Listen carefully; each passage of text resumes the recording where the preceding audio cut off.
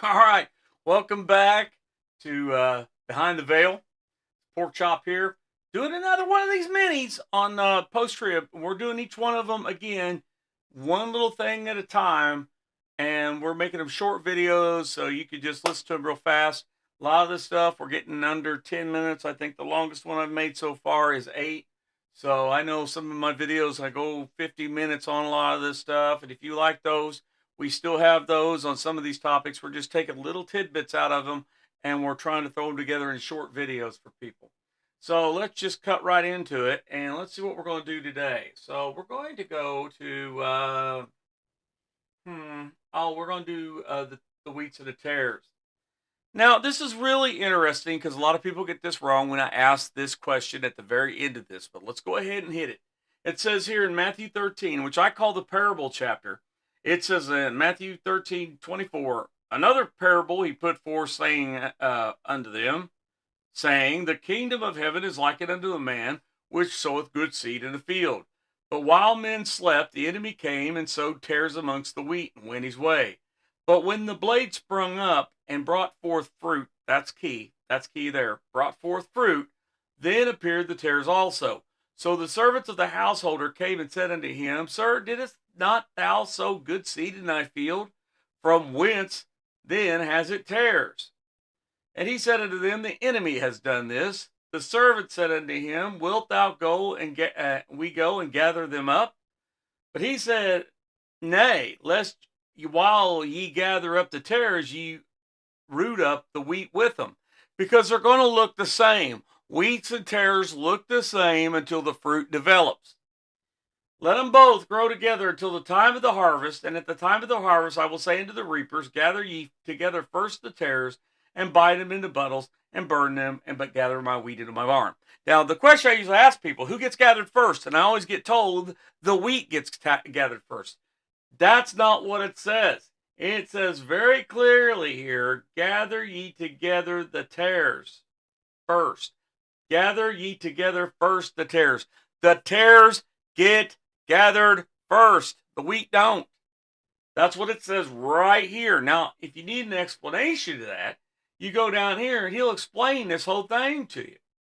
He'll tell you that, when he sent the multitudes away, he went into a house and the disciples come to him saying, Declare unto us the parable of the tares of the field. He answered, said unto them, He that soweth the good seed is the Son of Man. The field is the world. The good seed are the children of the kingdom, but the tares are the children of the wicked one. The enemy that sowed them is the devil. The harvest is at the end of the world. Remember, it's at the end of the world. Matthew 24 says, Tell us the sign of thy coming and the end of the world. And the reapers are the angels. So we know that he sends forth his angels to gather. As therefore the tares are gathered and burned in the fire, so shall it be at the end of the world. The Son of Man, remember, it shall be at the end of the world. But who gets gathered first? The tares. The Son of Man shall send forth his angels, and they shall gather out of the kingdom all things that offend, and them which do iniquity, and shall be cast into the furnace of fire, and there shall be wailing and gnashing of teeth. Now, what I think is interesting, there's one more I love down here. I love it all, but there's one I really love too, and it's about this dragnet. And we'll cover that real quickly.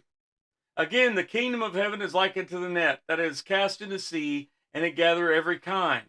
Which, when it was full, they drew to shore, and they sat down and gathered the good into the vessels, but cast the bad away. So shall it be at the end of the world. The angels again shall come forth, you see that?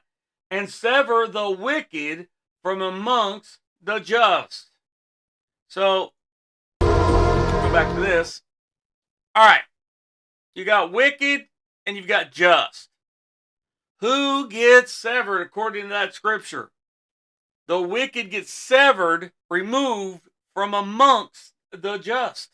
That's what the scripture says. Leaving only the just, which backs up the scripture that says, the righteous shall never be removed, but the wicked shall be.